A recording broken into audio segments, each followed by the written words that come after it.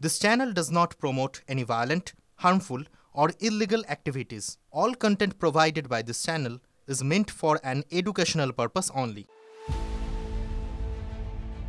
নয়ের দশকে মেয়ে মহলে হইচই ফেলে দিয়েছিলেন টলিউডের অত্যন্ত সুপুরুষ অভিনেতা জয় বন্দ্যোপাধ্যায়।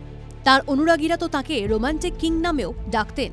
মিলনতিথি বা হীরক জয়ন্তীর সেই বিন্দাস প্রেমিককে বাস্তবেও পেতে চাইতেন সেই সময়ের কলেজ পড়ুয়া মেয়েরা।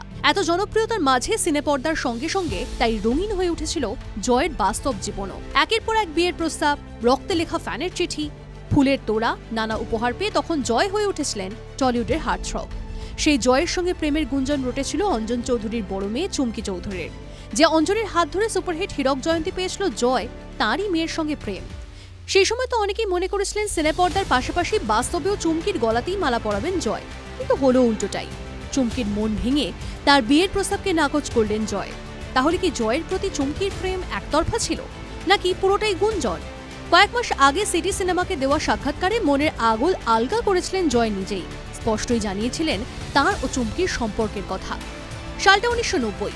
পরিচালক অঞ্জন চৌধুরীর হীরক জয়ন্তীর শুটিং করছিলেন জয় বন্দ্যোপাধ্যায়, সঙ্গে নায়িকা চুমকি চৌধুরী। প্রথম দিন শুটিংয়েই অঞ্জন চৌধুরী নাকি জয়কে সতর্ক করেছিলেন মেয়ে চুমকিকে যেন প্রেমের ফাঁদে না ফেলেন তিনি। আসলে ততদিনে জয় টলিউডের হার্টথ্রব, মেয়ে মহলে আলোচনার কেন্দ্রে। তাই মেয়ের কথা চিন্তা করে অঞ্জন চৌধুরী নাকি কোনো সুযোগ নিতে চাননি। জয়ও পরিচালকের কথা মেনে বাধ্য ছেলের মতোই কথা শুনেছিলেন। শুটিং শেষ হলেই চুমকির থেকে দূরে দূরে থাকতেন জয়। এমনকি শুটিং ইউনিটের একজনকে বলেছিলেন তার নামে যেন আজে বাজে কথা বলতে থাকে চুমকির কানে। এই সাক্ষাৎকারে জয় দাবি করেছেন হাজার চেষ্টার পরেও চুমকির সঙ্গে বন্ধুত্বটা প্রেমের রূপ নেয়। চুমকির সঙ্গে ঘোরাফেরাও করেন। তবে ড্রাইভারের কাছ থেকেই এই প্রেমের খবর পেয়ে জয়কে ডেকে পাঠান অঞ্জন চৌধুরী।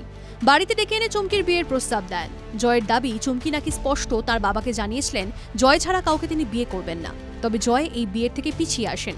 তার একটাই কারণ, ক্যারিয়ার। তিনি তখন সিনে ক্যারিয়ারের মধ্য গগনে, তাই ওই সময় বিয়ে করাটা ঠিক নয়। আর সে কথা সরাসরি অঞ্জন চৌধুরীকে জানিয়েও দেন অভিনেতা। ছেড়ে দেন অঞ্জন চৌধুরীর 10টি ছবির অফারও। চুমকি নিয়ে কি বললেন জয়? চুমকি অত্যন্ত ভালো মেয়ে, ওর বাবার ছবি ছাড়া অন্য কোনো ছবিতে কাজ করেনি। খুব ঘরোয়া মেয়ে। চুমকি আমার মা বাবাকেও খুব ভালোবাসত, সম্মান করত। আমার এক বোন, এক ভাই। বোনের বিয়ে আমেরিকায় হয়। আমার মা বাবা তাই মেয়েকে মিস করত। এই সময় চুমকি বাড়িতে আসতো, নানা রকম পদ রান্না করে নিয়ে আসতো। আমার মা বাবার খুব প্রিয় হয়ে উঠেছিল চুমকি।